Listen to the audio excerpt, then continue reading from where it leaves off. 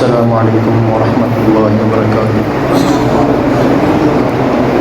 ان الحمد للہ نحمده ونستعینه ونستغفره ونعوذ باللہ من شرور انفسنا ومن سیئات اعمالنا من يهده الله فلا مضل له ومن يضلل فلا هادي له ونشهد ان لا اله الا الله وحده لا شريك له ونشهد ان محمدا عبده ورسوله اما بعد فان خير الحديث كتاب الله وخير الهدي هدي محمد صلى الله عليه وسلم وشر الامور محدثاتها وكل محدثة بدعة وكل بدعة ضلالة وكل ضلالة في النار۔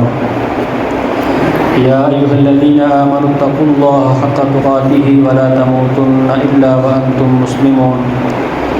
يا أيها الناس اتقوا ربكم الذي خلقكم من نفس واحدة وخلق منها زوجها وبث منهما رجالا كثيرا ونساء واتقوا الله الذي تساءلون به والأرحام إن الله كان عليكم رقيبا۔ يا أيها الذين آمنوا اتقوا الله وقولوا قولا سديدا يصلح لكم أعمالكم ويغفر لكم ذنوبكم ومن يطع الله ورسوله فقد فاز فوزا عظيما۔ اللهم صل على محمد وعلى آل محمد كما صليت على إبراهيم وعلى آل إبراهيم إنك حميد مجيد۔ اللهم بارك على محمد وعلى آل محمد كما باركت على إبراهيم وعلى آل إبراهيم إنك حميد مجيد۔ فأعوذ بالله السميع العليم من الشيطان الرجيم۔ إنا نحن نزلنا الذكر وإنا له لحافظون۔ بے شک ہم نے اس قرآن کو نازل کیا اور بے شک ہم خود ہی اس کی حفاظت کرنے والے ہیں۔ محترم بھائیوں اور بزرگوں، جب سے اللہ تعالیٰ نے قرآن مجید کو اپنے پیارے پیغمبر حضرت محمد رسول اللہ صلی اللہ علیہ وسلم پر نازل فرمایا، تب سے لے کر آج تک یہود و ہنود، عیسائی اور مجوسی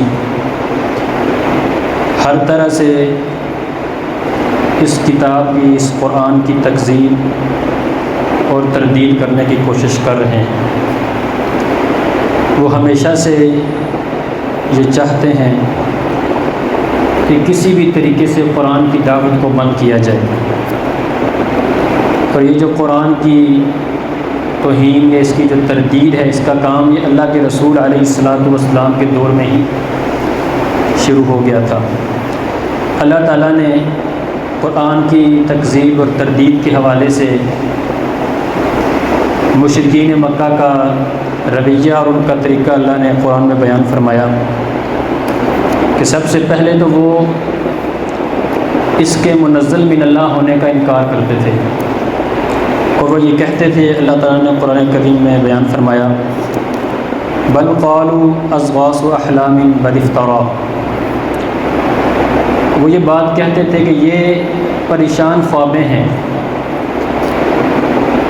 اور پھر ساتھ میں یہ کہہ دیتے تھے بل افترا، بلکہ اس نے اس کو خود گڑھا ہے۔ یعنی قرآن کی آیات کے متعلق مشرکین مکہ یہ کہا کرتے تھے کہ یہ اللہ کے رسول صلی اللہ علیہ وسلم کی خوابیں ہیں، پریشان جو رات کو خوابیں آتی ہیں، تو ان کو یہ رات کو خوابیں آتی ہیں اور دن کو یہ لوگوں کو بتانا شروع کر دیتے ہیں، لہذا اس کے علاوہ یہ کچھ بھی نہیں ہے خوابوں کے سوا۔ اور پھر ساتھ میں یہ بھی کہتے تھے بل افتراء، بلکہ ان خوابوں کو بھی اس نے خود گڑھا ہے، یعنی خوابیں بھی اس نے رات کو دیکھی نہیں ہے۔ یہ وہ اللہ کے رسول علیہ السلام کے بارے میں مشرکین مکہ کہا کرتے تھے کہ خوابیں بھی انہوں نے خود نہیں دیکھی، بس اپنی طرف سے لوگوں کو بتا رہے ہیں کہ میں نے یہ دیکھا ہے۔ پھر یہی نہیں، پھر وہ اس قرآن کی تردید اور تکذیب اس طرح بھی کیا کرتے، وہ کہتے تھے کہ یہ ایک شاعر ہے اور اپنے شاعرانہ کلام سے لوگوں کو بے دین کر رہا ہے۔ اسی آیت میں اللہ نے یہ جا کے فرمایا کہ بل قالوا اضغاث احلام بل افتراء بل هو شاعر۔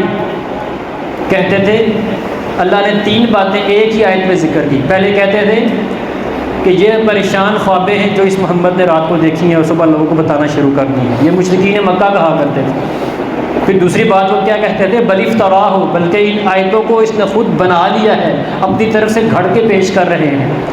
پھر تیسری آیت وہ کیا کہا کرتے تھے؟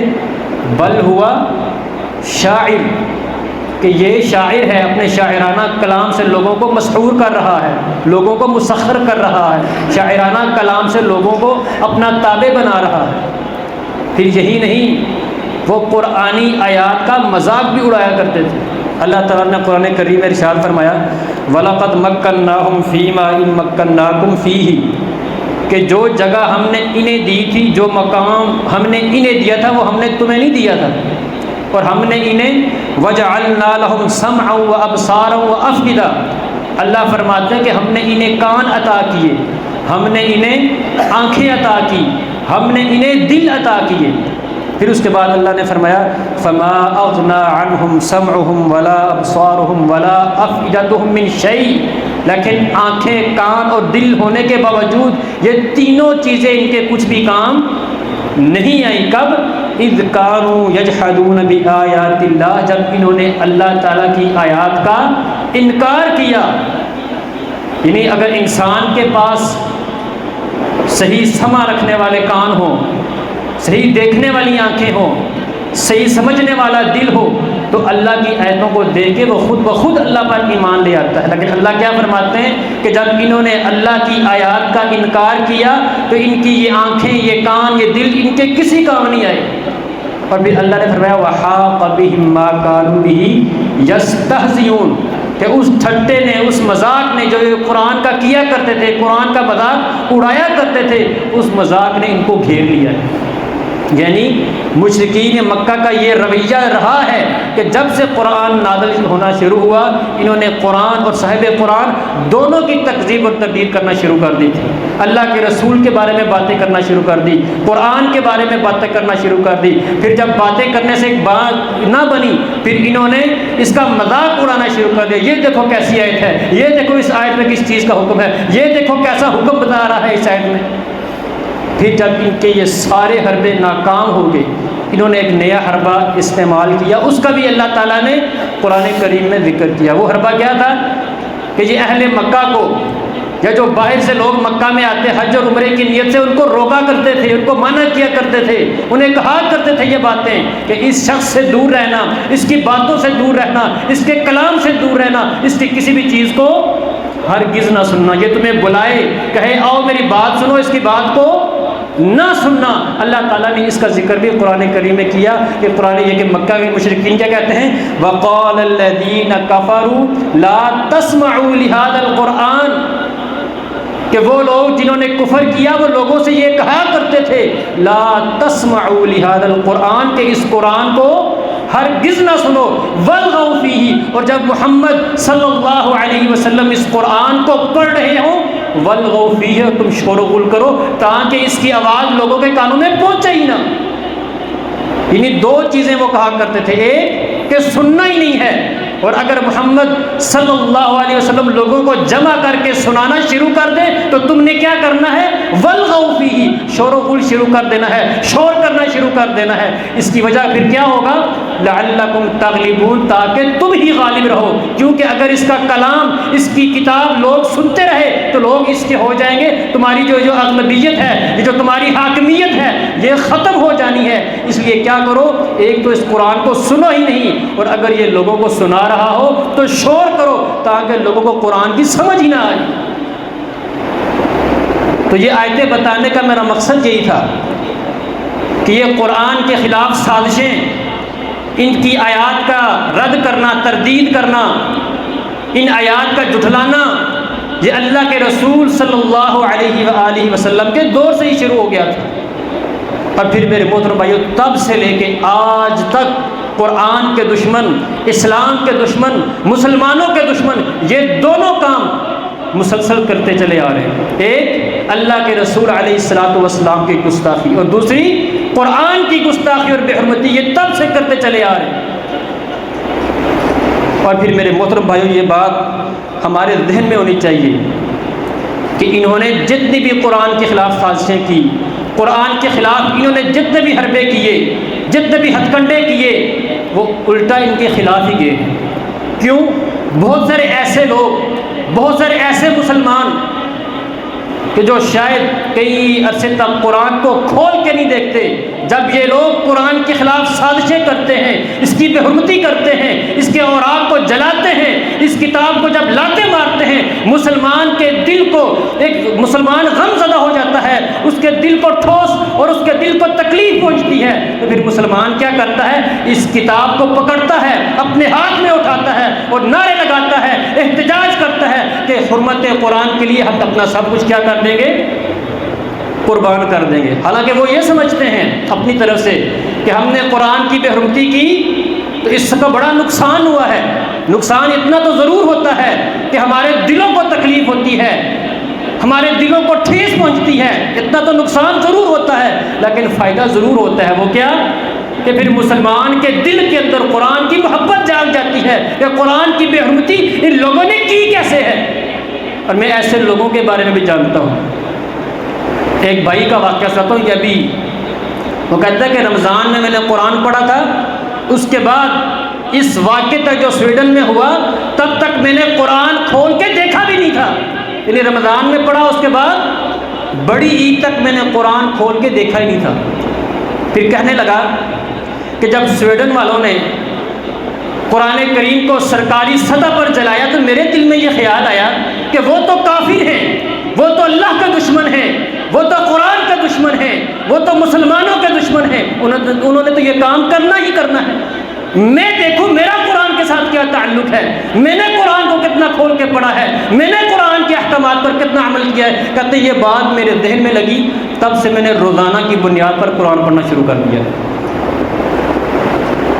فائدہ ہوتا ہے اس چیز کا، اگرچہ ظاہر بھی بات ہے انہوں نے قرآن کے اوراق کو جلایا، لیکن اس سے قرآن مٹ نہیں جائے گا۔ ایک بندہ صرف ایک قرآن کو جلاتا ہے یا ایک قرآن کو بطور ٹیشو استعمال کرتا ہے یا ایک قرآن کو زمین پہ رکھ کے اس کے اوپر پاؤں رکھ کے ہمارے دلوں کو جلاتا ہے، لیکن اس کا یہ مطلب نہیں کہ قرآن مٹ گیا ہے، اس سے مسلمانوں کے دلوں کے اندر قرآن کی محبت مزید بڑھ جاتی ہے۔ اور پھر میرے محترم بھائیوں، وہ قرآن جس کی حفاظت کا ذمہ اللہ نے لیا ہوا ہے، جس کو قیامت تک بچانے کا ذمہ اللہ نے لیا ہوا ہے، کوئی اس کو جتنا مرضی اس کو مٹانے کی کوشش کرے وہ اس کو مٹا ہرگز نہیں سکے گا۔ تو میرے محترم بھائیو، قرآن کریم کے حوالے سے کہ اس کی عظمت کے حوالے سے کہ یہ کتنی عظیم کتاب ہے، ہمیں اس کی عظمت کا اندازہ ہونا چاہیے، ہمیں پتہ ہونا چاہیے کہ یہ کتنی عظیم کتاب ہے۔ ویسے تو یہ چیز ہے ہی ہے کہ ہمیں ان لوگوں کا بائیکاٹ کرنا چاہیے، ان لوگوں کے خلاف احتجاج کرنا چاہیے، ان لوگوں کے خلاف ریلیاں نکالنا چاہیے، اپنی حکومت کو جگانا چاہیے، بیدار کرنا چاہیے، یہ چیز تو ہے ہی ہے، لیکن اس کے ساتھ ساتھ ہمیں اور ہر مسلمان کو اس چیز کا پتہ ہونا چاہیے کہ قرآن کی عظمت کیا ہے، قرآن کتنی عظیم کتاب ہے، یہ قرآن کیسی کتاب ہے، یہ ہر مسلمان کو پتہ ہونا چاہیے۔ اگر ہم میں سے کوئی شخص ہم میں سے کسی ایک آدمی سے پوچھے کہ قرآن کی عظمت بیان کرو تو ہم کتنی عظمتیں بیان کر سکیں گے؟ یقین مانے 2-3 عظمتیں بیان کرنے کے بعد ہم خاموش ہو جائیں گے، ہمیں پتہ ہی نہیں ہوگا اس کے علاوہ قرآن کی عظمت کیا ہے۔ ایک کہ مردے بخشوانے کے کام آتا ہے، دوسرا اللہ کا کلام ہے، اللہ اس کی طرف سے نازل کرتا ہے، تیسرا آخری آسمانی کتاب ہے۔ اس کے علاوہ ہمیں قرآن کی کون سی عظمت کا پتہ ہے؟ مسلمان ہیں ہم، اور ایسی کتاب اللہ نے ہمارے لیے نازل کی ہے کہ جس کتاب میں اللہ نے ہمیں کنتم خیر امت کہا ہے کہ تم سب سے بہترین امت ہو، جس کتاب نے ہمیں سب سے بہترین امت قرار دیا، اس کتاب کے حوالے سے ہم کچھ جانتے ہی نہیں ہیں۔ میرے محترم بھائیو، قرآن ایک بڑی عظیم اور عظمت والی کتاب ہے، اور آج کے خطبے میں میں آپ کو قرآن کی جو عظمتیں ہیں ان میں سے چند عظمتیں آپ بھائیوں کے سامنے بیان کروں گا، اور آپ نے ان عظمتوں کو اپنے سینے میں محفوظ کر لینا ہے تاکہ کوئی بندہ آپ سے سوال کرے، تاکہ آپ کسی کو یہ بتانے لائق رہیں کہ قرآن کی یہ عظمتیں ہیں جو ہیں اللہ نے بیان کی ہیں اور جو اللہ کے رسول نے بتائی ہیں۔ تو قرآن کی عظمتوں میں سے سب سے پہلی، سب سے بڑی اور سب سے بہترین عظمت یہ ہے کہ یہ قرآن اللہ تعالیٰ کی طرف سے نازل کردہ کتاب ہے، یعنی یہ اس ذات نے نازل کیا ہے، یہ قرآن، یہ کتاب اس ذات کی طرف سے نازل شدہ ہے جو تمام دنیا کی خالق اور مالک ذات ہے۔ میرے محترم بھائیو ذرا آپ خود سوچیں، یعنی یہ اللہ کا پیغام ہے اور اللہ نے ہمارے لیے نازل کیا ہے، ہمیں عطا کیا ہے، امت محمدیہ کو عطا کیا ہے، اتنا بہترین کلام۔ آپ خود سوچیں، خود بتائیں، ہم میں سے ہر بندہ سیاسی طور پر کسی نہ کسی پارٹی سے تعلق رکھتا ہے، کوئی مذہبی سیاسی پارٹی سے، کوئی صرف سیاسی پارٹی سے، کچھ نہ کچھ سے تعلق ضرور رکھتا ہے۔ اب ذرا آپ خود سوچیں، آپ جس پارٹی سے تعلق رکھتے ہیں، آپ کی پارٹی کا لیڈر اگر آپ کو کوئی میسج کر دے، واٹس ایپ پہ، فیس بک پہ، کہیں بھی آپ کو میسج کرے، آپ اپنے پارٹی کے اس محلے کے سارے لوگوں کو بتاتے پھریں گے، یہ دیکھو نواز شریف صاحب نے، عمران خان صاحب نے، چودھری شجاعت صاحب نے، چودھری پرویز نے یہ دیکھو مجھے میسج کیا ہے اور میرا حال احوال پوچھا ہے۔ آپ کیوں سب کو بتاتے پھریں گے؟ حالانکہ وہی الفاظ ہیں جو ایک عام آدمی نے استعمال کیے ہوتے ہیں، لیکن یہ الفاظ کس کی طرف سے ہیں؟ لیڈر کی طرف سے ہیں، قائد کی طرف سے ہیں، آپ سب کو بتاتے پھرتے ہیں۔ تو ذرا سوچو کہ یہ کتاب کس کی طرف سے میسج ہے، یہ قرآن کس کی طرف سے پیغام ہے؟ اللہ کی طرف سے ہے۔ آپ اس کا لوگوں کو بتاتے کیوں نہیں پھرتے کہ دیکھو اللہ نے میرے لیے اس کتاب قرآن کو نازل کیا، جس میں اللہ تعالیٰ نے فلاں فلاں حکمتیں نازل کی، فلاں فلاں احکامات نازل کیے ہیں۔ قرآن کریم میں اللہ تعالیٰ فرماتے ہیں، اس کے منزل من اللہ ہونے کی دلیل پیش کرتے ہوئے سورۃ یونس کی آیت ہے، وَمَا كَانَ هَذَا الْقُرْآنُ أَن يُفْتَرَىٰ مِن دُونِ اللَّهِ، کہ اس قرآن کی یہ شان ہی نہیں ہے کہ اللہ کے علاوہ اس کو کوئی اور نازل کرتا۔ یعنی ایک تو یہ ہے نا کہ اللہ کی یہ شان ہے کہ اس نے اس کتاب کو نازل کیا، اللہ نے یہ لفظ نہیں استعمال کیے۔ اللہ نے کیا کہا؟ وَمَا كَانَ هَذَا الْقُرْآنُ أَن يُفْتَرَىٰ مِن دُونِ اللَّهِ، اس قرآن کی یہ شان ہی نہیں تھی کہ اللہ کے علاوہ یہ کسی اور کی طرف سے نازل کیا جاتا۔ جیسے کہا جاتا ہے نا، یہ مسئلہ، یہ امامت، یہ کس آدمی کے لائق ہے؟ جس کو قرآن سب سے زیادہ آتا ہو۔ اللہ کے رسول علیہ السلام نے فرمایا کہ وَلْيَؤُمُّكُمْ أَكْثَرُكُمْ قُرْآنًا، کہ تمہاری امامت وہ شخص کرائے جو سب سے زیادہ قرآن کو جاننے والا ہے۔ یعنی مسئلہ اس کی یہ شان ہے کہ اس پہ کھڑا کون ہو؟ جس کو قرآن سب سے زیادہ آتا ہو۔ اسی طرح قرآن کی یہ شان ہے کہ اس کو صرف اللہ تعالیٰ ہی نازل کرے، اللہ کے علاوہ کسی اور کی طرف سے نازل ہونا یہ تو اس قرآن کی شان کے خلاف ہے۔ اور پھر دوسری چیز کہ یہ قرآن کلام الہی ہے۔ جب ہم پڑھتے ہیں سورۃ فاتحہ، سورۃ بقرہ، سورۃ ناس، سورۃ فلق، سورۃ اخلاص، جب ہم یہ صورتیں پڑھتے ہیں تو گویا وہ باتیں جو اللہ نے کی ہیں ہم وہ باتیں کر رہے ہوتے ہیں، جو اللہ نے کلام کیا ہوتا ہے وہ کلام ہم کر رہے ہوتے ہیں۔ جیسے ہم کسی کا قول نقل کرتے ہیں، کسی کا شعر نقل کرتے ہیں، کہتے ہیں علامہ اقبال نے یہ فلاں شعر پڑھا ہے، وہ ہم پھر لوگوں کو سناتے ہیں، تو وہ شعر الفاظ کس کے ہوتے ہیں؟ علامہ اقبال کے ہوتے ہیں۔ اس طرح یہ کلام قرآن اللہ کا کلام ہے، اللہ نے الفاظ ادا کیے۔ جبریل علیہ السلام نے آ کر اللہ کے رسول صلی اللہ علیہ وسلم کے قلب اطہر پر ان الفاظ کو نازل کیا، پھر اللہ کے رسول نے ان الفاظ کو ہم پر بیان کیا۔ ہم اللہ کے الفاظ کو پڑھتے ہیں۔ جب ایک آدمی سورۃ فاتحہ پڑھ رہا ہوتا ہے تو گویا وہ ان کلمات کو پڑھ رہا ہے جو اللہ نے خود ادا کیے ہیں اپنی زبان سے۔ تو یہ اللہ کا کلام ہے، یہی اس کی عظمت کے لیے کافی ہے۔ اللہ نے قرآن میں فرمایا وَإِنْ أَحَدٌ مِّنَ الْمُشْرِكِينَ اسْتَجَارَكَ فَأَجِرْهُ حَتَّى يَسْمَعَ كَلَامَ اللَّهِ، کہ ان مشرکین میں سے اگر کوئی آپ سے پناہ مانگے اسے پناہ دے دو، حَتَّى يَسْمَعَ كَلَامَ اللَّهِ، یہاں تک کہ وہ اللہ کے کلام کو سن لے، اللہ کے کلام کو سن لے۔ یہ قرآن اللہ کا کلام ہے، یہ اس قرآن کی عظمت ہے، یہ ہمیں یاد ہونی چاہیے، ہر مسلمان کو پتہ ہونا چاہیے۔ کوئی پوچھے قرآن کی عظمت بیان کرو، آپ کو مجھے یہ علم ہونا چاہیے کہ یہ اللہ کی طرف سے نازل کردہ کتاب ہے اور یہ اللہ کا کلام ہے۔ تیسری اس کی عظمت یہ ہے کہ یہ قرآن مجید اللہ تعالیٰ کی نعمتوں میں سے ایک بہت بڑی نعمت ہے۔ اللہ تعالیٰ نے ہمیں بہت زیادہ نعمتیں عطا کی ہیں، یہ ساری کائنات ہی اللہ تعالیٰ نے هو الذی خلق لکم ما فی الارض، اللہ فرماتے ہیں زمین کا سب کچھ ہی میں نے تمہارے لیے بنایا ہے، لیکن اللہ کی بے شمار نعمتوں میں سے جو سب سے عظیم اور جو سب سے بڑی نعمت ہے وہ کیا ہے؟ دین اسلام۔ اور دین اسلام کس چیز کا نام ہے؟ قرآن کا اور اللہ کے رسول علیہ السلام کے فرمان کا نام دین اسلام ہے، اور یہ اللہ کی سب سے بڑی نعمت ہے۔ تو اللہ تعالیٰ قرآن کریم میں فرماتے ہیں کہ وَاذْكُرُوا نِعْمَةَ اللَّهِ عَلَيْكُمْ وَمَا أَنزَلَ عَلَيْكُمْ مِنَ الْكِتَابِ وَالْحِكْمَةِ يَعِظُكُمْ بِهِ، یاد کرو جو اللہ کی نعمتیں ہیں تم پر، وما اور اس چیز کو یاد کرو انزل علیکم جو اللہ نے تم پر نازل کی، من الکتاب کتاب میں سے، والحکمت اور حکمت میں سے، یعنی جو حکمت کی باتیں، یعنی حدیث اس سے مراد لی ہے مفسرین و محدثین نے کہ حکمت سے مراد کیا ہے، اللہ کے رسول صلی اللہ علیہ وسلم کی باتیں حکمت سے مراد ہے کہ وہ ساری باتیں جو اللہ کے رسول نے ہمیں بتائی ہوئی ہیں وہ حکمت سے بھری ہوئی ہیں۔ تو یعنی یہ اللہ کی نعمت ہے تم پر۔ پھر اللہ نے کہا اپنی نعمتوں کو یاد کرو جو میری نعمتیں تم پر ہیں۔ پھر خاص طور پر اللہ تعالیٰ نے نعمت کا ذکر کیا، وما انزل، اور اس نعمت کو یاد کرو جو اللہ نے تم پر نازل کی کتاب کی صورت میں اور حکمت کی صورت میں، یعظکم بھی، اللہ تعالیٰ اس کے ذریعے تمہیں نصیحت کرتا ہے، اللہ تعالیٰ اس کے ذریعے تمہیں سمجھانا چاہتا ہے۔ پھر اس کے بعد قرآن کریم کی ایک عظمت یہ بھی ہے کہ 1400 سال سے زائد عرصہ گزر جانے کے باوجود بھی یہ کتاب، اس میں کسی قسم کا تغیر و تبدل نہیں ہے، کسی قسم کی تحریف اس میں کوئی بھی نہیں کر سکا 1400 سال گزر جانے کے باوجود۔ کیوں؟ کوئی تحریف کرتا بھی کیسے، کوئی تبدیلی کرتا بھی کیسے؟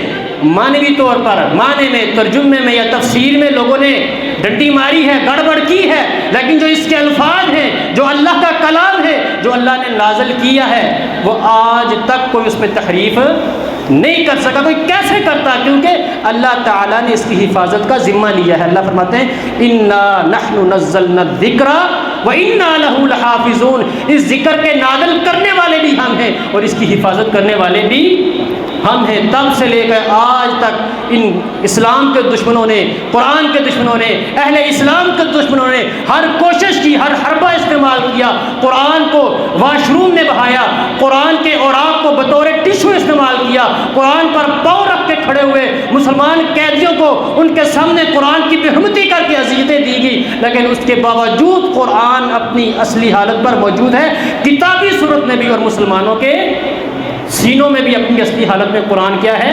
موجود ہے۔ تم جتنی مرضی ناپاک سازشیں کر لو، اللہ کبھی بھی تمہاری سازشوں کو نہ، اللہ ہمیشہ تمہاری سازشوں کو ناکام کرے گا، کبھی بھی تمہاری سازشیں کامیاب نہیں ہوں گی۔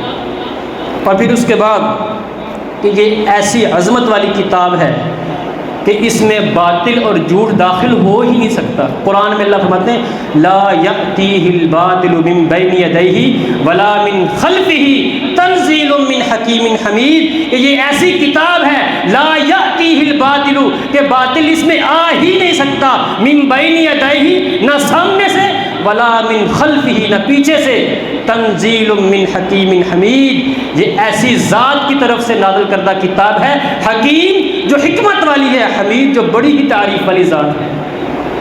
یعنی کئی کتابیں ہیں لوگوں نے لکھی ہوئی ہیں، وقت گزرنے کے ساتھ ساتھ اس میں تحریف بھی ہوئی، اس میں جھوٹ بھی شامل ہوا، حتیٰ کہ قرآن کے علاوہ جتنی آسمانی کتابیں تھیں سب آسمانی کتابوں میں لوگوں نے تحریف کی، تبدیلی کی، لفظی تحریف بھی کی، معنی تحریف بھی کی، اپنی مرضی کی آیتیں بھی اس قرآن اپنی کتابوں میں ڈالی، لیکن قرآن کیا فرماتے ہیں اللہ اس کے بارے میں کہ اس میں جھوٹ آ ہی نہیں سکتا، کوئی جتنی مرضی کوشش کر لے۔ پھر اس کے بعد اس کی یہ عظمت ہے کہ قرآن ہر قسم کی کجی سے، ٹیڑھے پن سے، مشکلات سے پاک ہے۔ یعنی یہ قرآن کی ایک عظیم اور اس کے سچا ہونے کی یہ دلیل ہے کہ اس میں کوئی ٹیڑھا پن نہیں ہے، یہ سیدھا راستہ دکھاتا ہے، کسی کو غلط راستے پر نہیں لے کے جاتا۔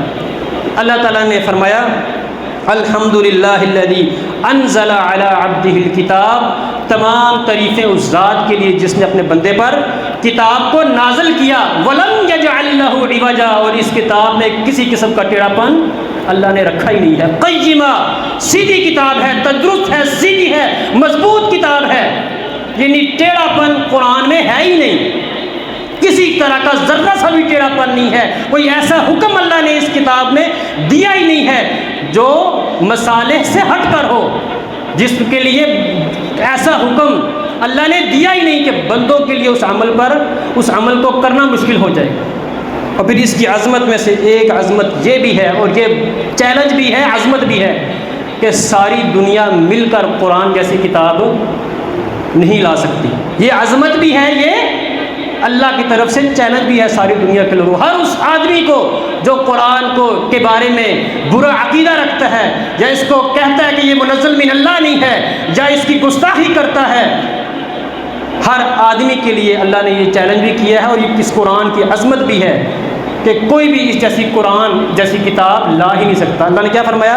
قل، اے پیارے حبیب کہہ دیجئے، لَإِنِ اجْتَمَعَتِ الْإِنسُ وَالْجِنُّ عَلَىٰ أَن يَأْتُوا بِمِثْلِ هَٰذَا الْقُرْآنِ لَا يَأْتُونَ بِمِثْلِهِ۔ فرمایا اللہ نے کہ لَإِنِ اجْتَمَعَتِ الْإِنسُ وَالْجِنُّ، جن اور انسان جمع ہو جائیں، کس بات پر؟ متفق ہو جائیں، کس بات پر؟ عَلَىٰ أَن يَأْتُوا بِمِثْلِ هَٰذَا الْقُرْآنِ، اس قرآن جیسی کتاب لانے کے لیے متفق ہو جائیں، ساری دنیا کے انسان، ساری دنیا کے جن جمع ہو جائیں۔ اور پھر آخر میں اللہ نے کیا فرمایا؟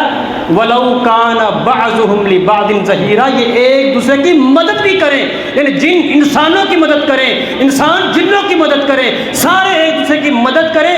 مدد کس چیز پر کریں؟ کہ ہم نے قرآن کے مقابلے میں ایک کتاب لانی ہے۔ اللہ فرماتے ہیں یہ سارے مل بھی جائیں، لا یأتون بمثلہ، اس قرآن کی مثل کی کتاب لا ہی نہیں سکتے۔ آپ خود اندازہ لگائیں، یہاں سے ہی قرآن کی حقانیت کا پتہ چل جاتا ہے۔ دو چیزیں ذہن میں رکھیں جس سے آپ کو فخر بھی ہوگا اور قرآن کی حقانیت کا اندازہ ہوگا۔ ایک کہ 1400 سال سے زائد عرصہ گزر جانے کے باوجود ایک سورت تو دور، ایک پارہ تو دور کی بات ہے، ایک سورت تو دور کی بات ہے، ایک رکوع تو دور کی بات ہے، ایک آیت ایک لفظ تو دور کی بات ہے، ایک زبر زیر کی بھی تحریف اس میں 1400 سال گزر جانے کے باوجود نہیں ہوئی۔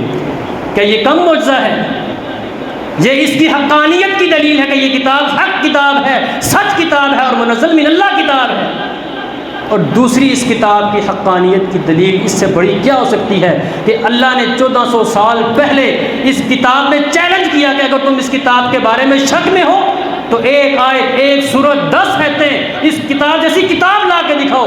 1400 سال گزر جانے کے باوجود سائنس کہاں سے کہاں پہنچ گئی، سمندر کی گہرائیوں میں چلے گی، آسمان کی بلندیوں تک سائنس پہنچ گئی، لیکن اس قرآن جیسی کتاب آج تک نہیں لا سکی اور قیامت تک لا بھی نہیں سکے گی۔ یہ ہمارا ایمان ہے، یہی اس کتاب کی حقانیت کی دلیل ہے کہ 1400 سال سے زائد عرصہ گزر جانے کے باوجود بھی کوئی اس کتاب جیسی کتاب لا ہی نہیں سکا۔ مسلمہ کذاب نے بنانے کی کوشش کی تھی کتاب، آپ اس کی اگر 2-3 آیتیں جو مفسرین نے لکھی بھی ہوئی ہیں، اگر آپ وہ آیتیں پڑھیں وہ ایسے لگتا ہے کہ آیت شروع ہوتی ہے زمین سے اور ختم ہوتی ہے جا کے پخانے پہ، یعنی بیان اللہ کی نعمتیں کر رہا ہے، اور ختم ہوتی ہے جا کے آیت کہاں پہ؟ پخانوں پہ، پشاکوں پہ، گدوں کی یہ جو لد وغیرہ ہوتی ہے اس پہ جا کے اس کی آیتیں ختم ہو رہی تھی۔ کوشش کیا لوگوں نے لیکن لا ہی نہیں سکیں گے۔ الفاظ لائیں گے لیکن ان الفاظ میں حقانیت نہیں ہوگی۔ قرآن ایسی کتاب ہے، پہلے دن سے لے کے قیامت تک اس میں جو کچھ بتایا گیا ہے، جو اس کی خبریں ہیں، جو واقعات ہیں، جو پیشین گوئیاں ہیں، سب کی سب سچی ہیں، اور جو خبریں دی ہیں وہ بھی سچی ہیں۔ جو قرآن نے آنے والے وقتوں میں پیشین گوئیاں کی ہیں وہ سچی ہوئی ہیں، اور آنے والے وقتوں میں بھی کیا ہوگی؟ وہ سچ ثابت ہوں گی۔ اور یہ قرآن کی حقانیت کی دلیل ہے، اور یہ قرآن کی عظمت کی بھی دلیل ہے کہ اس جیسی کتاب کوئی دنیا کا کوئی مائی کا لال لا ہی نہیں سکتا۔ اور پھر اس کے بعد کے بعد ذہن میں رکھیں کہ قرآن مجید دلوں کی بہار ہے۔ جو بندہ قرآن پڑھتا ہے، اس کو یاد کرتا ہے، اس کا دل آباد رہتا ہے۔ جس طرح ہم اپنے گھروں کو ہم کیا سمجھتے ہیں کہ گھر کس کے ساتھ آباد ہوتے ہیں؟ انسانوں کے ساتھ، وہاں رہائش اختیار کرنے کے ساتھ، بندوں کے ساتھ گھر آباد ہوتے ہیں۔ گھروں میں بندے رہنا چھوڑ دیں تو وہ گھر کیا ہو جاتے ہیں؟ ویران ہو جاتے ہیں، کھنڈرات بن جاتے ہیں۔ اور ہم نے کھنڈرات سب نے دیکھے ہوں گے کہ وہ ایک کھنڈرات جو کسی دور میں بادشاہ کے محل ہوا کرتے تھے، وہاں بادشاہ اور اس کی شہزادیاں رہا کرتی تھیں، لیکن جب انہوں نے رہنا چھوڑ دیا تو وہ محل کیا بن گئے؟ کھنڈرات بن گئے۔ اسی طرح یہ دل ہے۔ اللہ کے رسول علیہ الصلوۃ والسلام نے اس کے بارے میں فرمایا، حسن درجے کی حدیث ہے، سنن الدارمی میں عبداللہ بن عباس رضی اللہ تعالیٰ عنہ فرماتے ہیں کہ اللہ کے رسول صلی اللہ علیہ وسلم نے فرمایا کہ ان الرجل الذی لیس فی جوفہ شیء من القرآن کالبیت الخرب۔ یہ اللہ کے رسول کا فرمان ہے کہ وہ آدمی کہ جس کے سینے میں قرآن میں سے کچھ ہے ہی نہیں، یعنی جس کو قرآن کا کچھ بھی حصہ یاد نہیں، کل بیت الخرب، وہ ویران گھر کی طرح ہے، یعنی اس کا دل بے آباد ہے، کیونکہ اس کے پاس قرآن ہی نہیں ہے۔ تو اپنے دلوں کو آباد کرنا ہے، جس طرح اپنے گھروں کو آباد کرتے ہو، اپنے جسم کی ظاہری شکل و صورت کو آباد کرتے ہو، اگر اسی طرح اپنے دل کو آباد کرنا چاہتے ہو تو پھر قرآن کو یاد کرنا پڑے گا۔ کیوں؟ اس لیے کہ اللہ کے رسول علیہ السلام نے فرمایا کہ جس دل میں قرآن کا کچھ بھی حصہ نہ ہو وہ ویران اور بے آباد گھر کی طرح ہے۔ تو انشاءاللہ قرآن کے حوالے سے جو مزید باتیں ہیں کہ قرآن کی حفاظت اللہ نے کیسے کی ہے، اللہ نے نا قرآن کی بہت طرح سے حفاظت کی ہوئی ہے، انشاءاللہ وہ بھی میں آپ بھائیوں کے سامنے بیان کروں گا۔ پھر ہم نے قرآن کی حفاظت کیسے کرنی ہے انشاءاللہ وہ بھی آپ بھائیوں کے سامنے بیان کروں گا۔ اللہ تعالیٰ سے دعا ہے اللہ تعالیٰ ہمیں قرآن کی عظمت کو سمجھنے کی اور اس کے مطابق زندگی گزارنے کی اور قرآن مجید کو اپنے زندگی کا حصہ بنانے کی توفیق عطا فرمائے۔ وآخر دعوانا الحمدللہ رب العالمین۔